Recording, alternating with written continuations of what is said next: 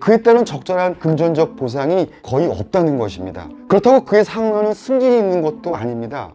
공무원이 너무 안정적인 것이 역설적으로 단점으로 작용하는 것입니다. 급변하는 시대 흐름에 뒤처질 수 있습니다. 아니, 무관심해진다는 말이 공무원은 개인 사생활에 관한 위법 행위에 대해서까지 신분상 불이익을.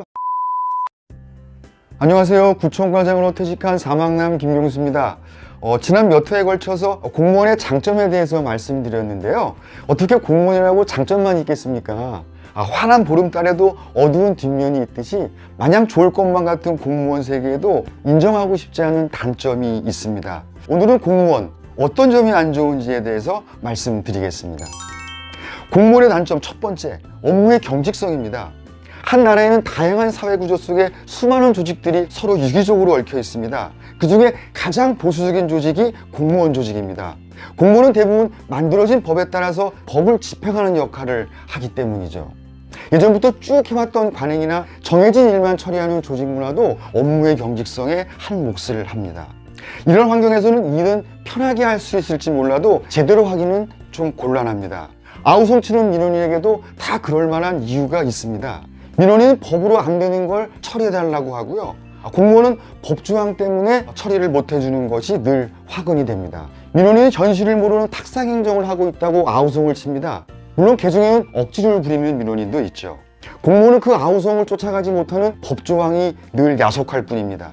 급변하는 시대 변화에 맞춰서 법이 못 쫓아오는 것이 현실이고요. 그래서 법은 늘 뒷북을 치면서 개정에 개정을 거듭하고 있습니다. 그럼에도 이 당사자의 욕구를 해결해주지 못하는 경우가 허다합니다. 현장에서는 이런 민원들 때문에 고통스러워서 몸부림치는 직원이 적지 않습니다. 공무원의 단점 두 번째, 공무원은 업무 실적에 따른 보상 체계가 미흡합니다. 공무원의 급여가 낮다는 것이 아니고요. 중요한 프로젝트나 현안 사업을 주도적으로 완수해도 그에 따른 적절한 금전적 보상이 거의 없다는 것입니다. 그렇다고 그에 상응하는 승진이 있는 것도 아닙니다. 오히려 승진까지 늦어지는 경우가 있습니다. 사기업은 실적이 승진의 잣대가 되는데 공무원은 개개인의 실적을 매기기가 어려운 것이 사실입니다.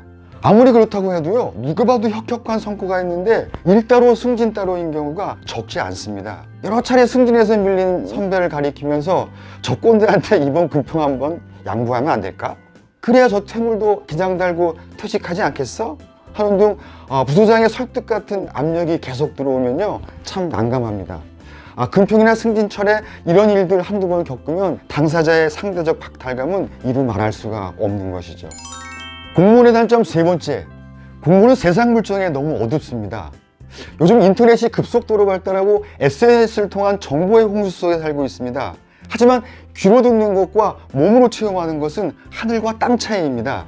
공무원이 너무 안정적인 것이 역설적으로 단점으로 작용하는 것입니다. 급변하는 시대 흐름에 뒤처질 수 있습니다. 아니, 무관심해진다는 말이 정확할 것 같습니다.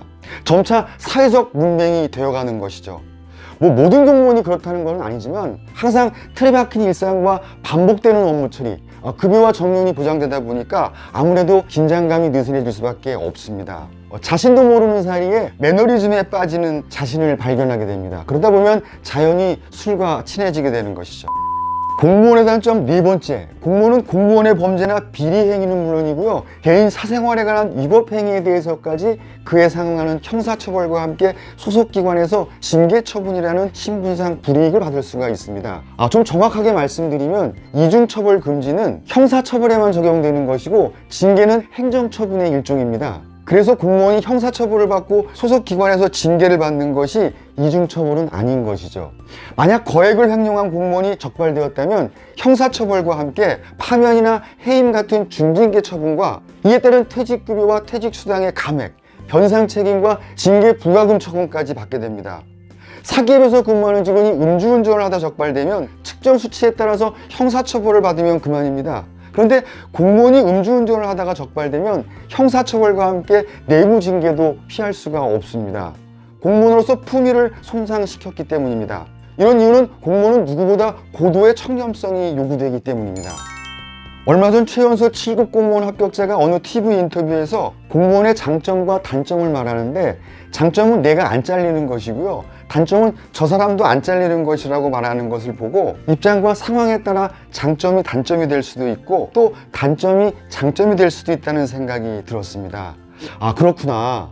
오늘 말씀드린 공무원의 단점, 업무 경직성이나 보상 체계가 미흡한 점, 그리고 공무원이 세상 물정에 어둡고 범법 행위에 대한 이중처벌도 어떻게 마음먹고 처신하느냐에 따라서 충분히 극복할 수 있다고 보여집니다.